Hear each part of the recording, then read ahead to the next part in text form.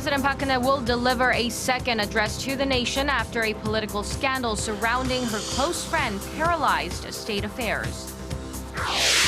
And Prime Minister nominee Kim Byung-jun pledges to exert his full authority as Prime Minister if approved by Parliament, adding that a direct probe into the president is possible. Plus, the prosecution's probe into the scandal speeds up with a Seoul court issuing an arrest warrant for Choi Soon-sil.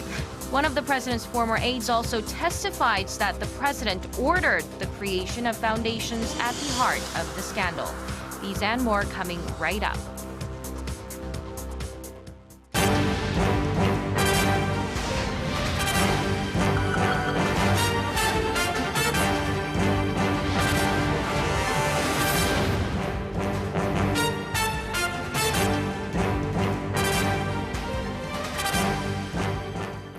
Hello, it's Friday, November 4th here in Seoul. Welcome to our newscast. I'm Hwang Ji-hye.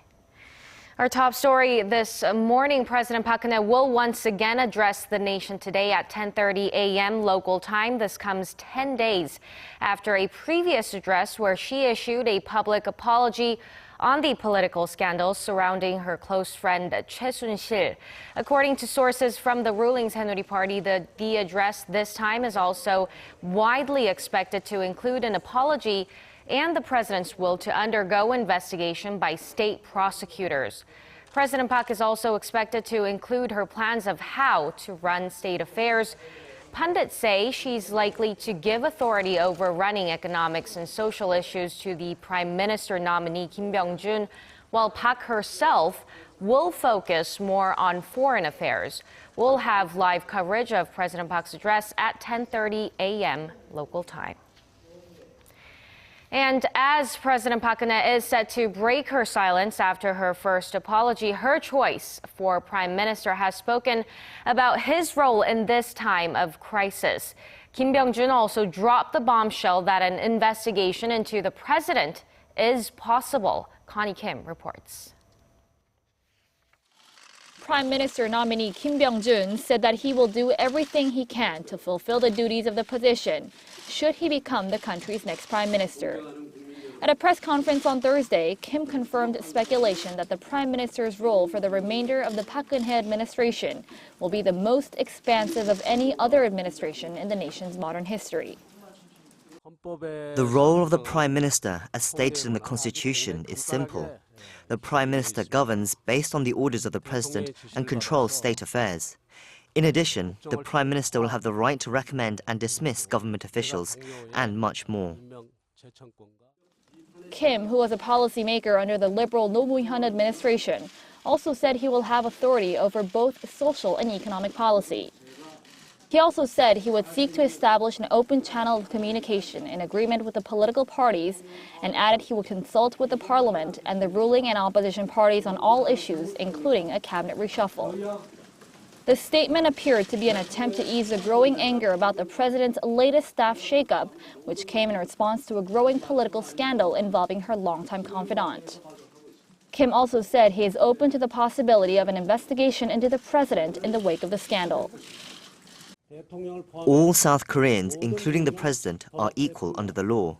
I believe we could conduct an investigation into President Park, but we should be prudent about the investigation process as she is still the head of state. President Park's longtime confidant is accused of abuses of power and embezzlement, and the scandal has drawn widespread public outrage. If Kim is confirmed to be the country's next prime minister, he's expected to have full control of domestic affairs, but his first task is to persuade the opposition parties to change their stated vow to boycott his confirmation hearing and work with him to govern the country. Connie Kim, Arirang News. Moving on to the ongoing probe into the scandal, a Seoul court has issued an arrest warrant for Choi Soon-sil over allegations of abuse of authority and attempted fraud. This is expected to speed up the investigation into Choi, who's mired in a number of other criminal allegations as well. Oh Jung-hee reports. Choi Soon-sil is arrested only 4 days after she returned to Korea from Germany. Seoul Central District Court decided late Thursday night to validate an arrest warrant for President Park Geun-hye's longtime confidant at the center of an ongoing abuse of power scandal. 2 charges, being an accomplice of former presidential secretary An Jong-bum in abusing official authority and attempted fraud. Choi is accused of using her connections to the president to pressure conglomerates into making massive donations to 2 government-linked foundations and then funneling funds into a paper company for her own benefit. The court explained that Choi's crimes were approved and that it approved of the arrest warrant as there is a high possibility that she may flee or destroy evidence. From this point on, Choi will stay in a detention center and follow through with the warrant execution process. This comes after state prosecutors and Choi had a hearing session on Thursday. According to Choi's lawyer, there was an intense back and forth over whether Choi was an accomplice of former presidential secretary An Jong-bum in the crime of abusing official authority. Choi teared up during the hearing and told the judge she is truly sorry for causing social confusion. Now that the court has approved the arrest warrant, prosecutors will be able to expedite the investigation. They could also move to charge Choi with other criminal offenses, including embezzlement, accessing presidential documents, and garnering favorable treatment for her daughter during her time at Ewha Women's University. 오정희, Arirang News. Staying with the probe, authorities say they were able to secure testimony from a former member of President Park's inner circle. An Jong-bum says the president was directly involved in affairs related to the cultural foundations Mir and K Sports, which are at the heart of the scandal, allegedly forcing local firms to donate massive sums of money. The prosecution is set to file an arrest warrant for An today. Kim Ji-yeon reports. The special investigative team at the Seoul Central District Prosecutor's Office said former senior presidential secretary for policy coordination An Jong-bum testified that President Park Geun-hye was involved in the illicit collection of funds organized by her confidant Choi Soon-sil. During his second day of questioning on Thursday, An said the president was fully informed of the specific business operations of the Blue K, a paper company allegedly owned by Choi. An's latest comments contrast with his testimony the previous day when he was ambiguous about the president's involvement in the scandal. He said then that he had assumed it was his job to look after the nonprofit foundations favored by the president. An, who resigned over the scandal, is suspected of using his position to pressure local conglomerates into giving millions of dollars to nonprofit foundations tied to Choi. But An has denied all the allegations, despite the disclosure of evidence indicating his involvement. Chung Yun-sik, a former senior secretary at one of the foundations in question, K Sports, has told local media outlets that An and Choi asked for more than $7 million from Korean conglomerates such as SK Group and Lotte Group. Prosecutors detained An without a warrant on Wednesday. They can hold him up to 48 hours, but they'll have to obtain an arrest warrant to hold him any longer. Kim Ji-yeon, Arirang News. President Park Geun-hye on Thursday picked a new chief of staff and senior secretary for political affairs. For more on the president's efforts to put a lid on the scandal and ease rising public anger, Song Ji-sun reports. Just a day after announcing a new prime minister nominee to set up a new cabinet, President Park has appointed new aides to assist her through the tough times. Han Kwang-ok, chairman of the Presidential Committee for National Cohesion, is the new chief of staff. The 4-term lawmaker, who also served as a chief aide to former President Kim Dae-jung, has long been a symbol of national unity and democracy in Korea. President Park appointed Han based on his lifelong faith to the values of reconciliation and tolerance. It will provide suitable ground to assist the president at a difficult time from the people's point of view and to carry out state affairs in a stable manner. This is a very serious time. It's a tough situation where the people are angry and distrust is prevailing in society. Our first priority is to recover the people's trust and deliver accurate information on public opinion to the president to counter the difficult crisis.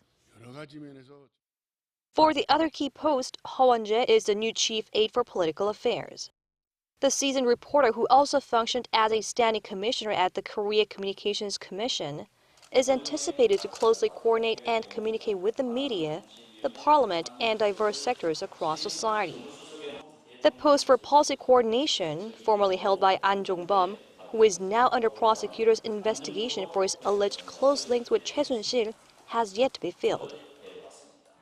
With the latest appointments, President Park has completed the framework for her new cabinet and staff, hoping the new personnel can help the administration regain control of state affairs. The new chief of staff said the investigation into the allegations against the president's longtime confidant Choi Soon-sil must be clear and thorough so that the public will have no doubt about the outcome. Song Ji-sun, Arirang News. However, lawmakers are split along party lines in their reactions to the announcement from the presidential office. While the pro-Pak faction of the ruling Saenuri Party is in favor of the decision, the opposition has taken a more critical stance. For more on their responses and their possible next move, Park Ji-won reports. The ruling Saenuri Party welcomed the appointment, saying the party expects the officials' experience and insight will help the country get through this difficult time.